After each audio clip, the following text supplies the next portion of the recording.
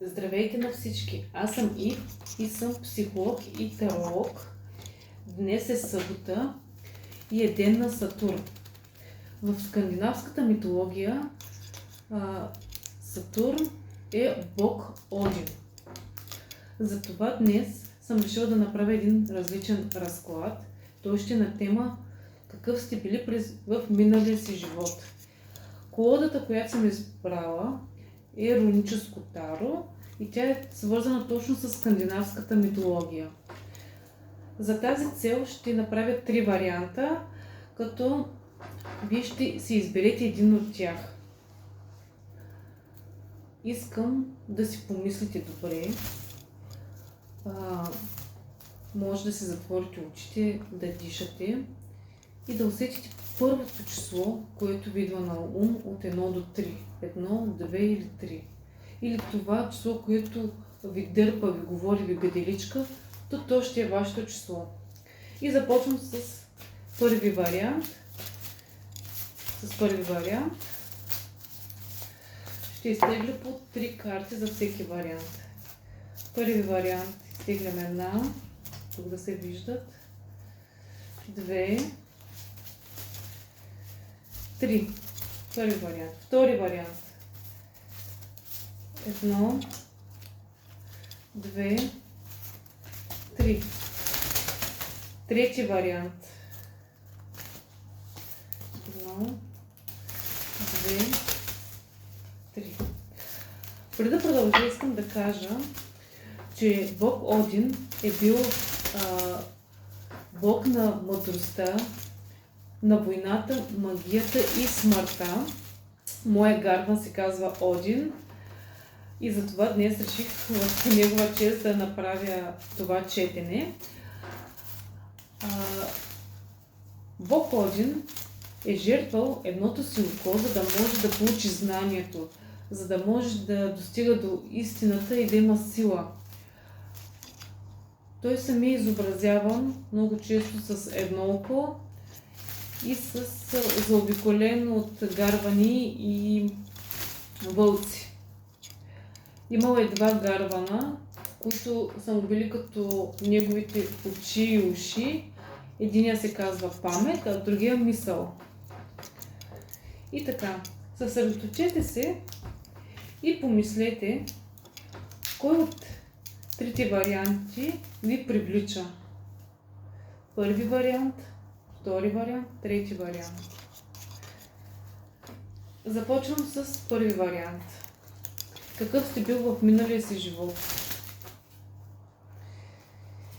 Имаме асо пентакли, шестица жезли и седмица жезли. Асо пентакли. Миналият ви живот е бил свързан с някакъв шанс, който ви е бил даден отгоре. Имали сте някаква стабилност. Възможно е буквално да сте били като пратеник на съдбата. Имали сте много важна мисия, свързана на физическо ниво. Там, където сте били изпратени, трябва да помагате за нещо. Били сте изключително борбени. Възможно да сте имали лидерски качества, да сте водили хората, но сте имали дарба да въздействате на другите, да отстоявате себе си и да ги убеждавате в правотата си, в вашите лични вярвания и убеждения. Имали сте тази сила хората да ви следват. Ето, шестица жезли. Имали сте дарбата да им въздействате така, че те да ви следват и да ви слушат.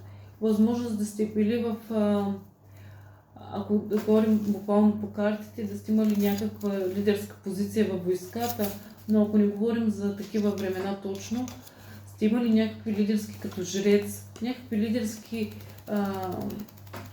лидерски позиции, които са ви давали възможност да се изявявате и да проявявате вашите качества. Буквално сте били като пратеник на съдбата с определена мисия да хората да ви следват и да ви слушат. Втори вариант. Втори вариант. Десятка чаши, голям аркан, влюбените и паж жезли. Дали сте били мъж или жена, не мога да кажа, но възможно е да сте били или мъж или жена. И двата пола. В първия вариант най-вероятно сте били мъж, във втори е смесено, но тук във втори вариант имаме любовна история, влюбените.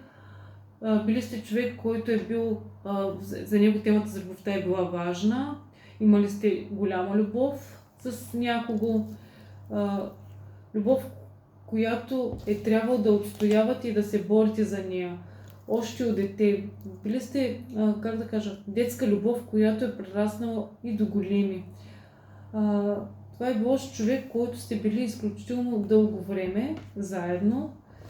Възможно е дори да се е стигнало до съюз, брак, празненство. Тук виждам любов, голяма любов, на която е трябвало да защитавате, с която трябва да се борите преди да достигнете това нещо, но която е стигнало в крайна сметка до консенсус и щастлива развръзка. Въпреки борбата, вие сте избрали любовта и това е довело до съюз и все пак сте получили благословията и на останалите.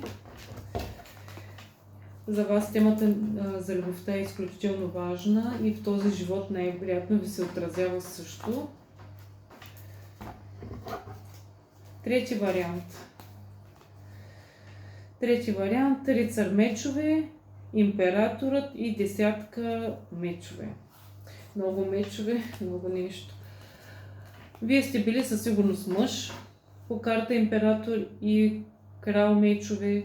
Мъж, който е бил изключително силен войн. Възможно е в момента дори да сте също изключително борбени, да се занимавате с фитнес или някакви такава сфера, която изисква контрол и физическо усилие. Но сте били изключително на висок пост. Дори е възможно, наистина възможно сте били някакъв голям войн, да сте били като вожд, крал в някакво племе или някаква страна, но сте били изключително кръвожаден, контролиращ и действен, решителен. Дори може би тук усещам жестокост. Довели сте до смъртта на много хора и вие самия сте умрял в битка или умряла, зависи, нали, мъж или жена. Но тук се вижда много сила, много такава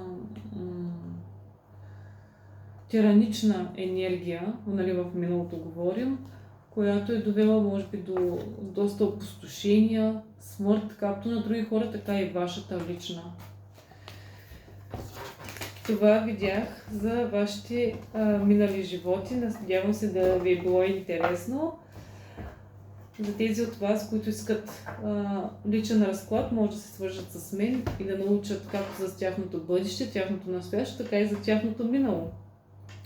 Благодаря ви, ако ви харесва това, което правя, може да ми последвате за още такива видеа и до нови срещи!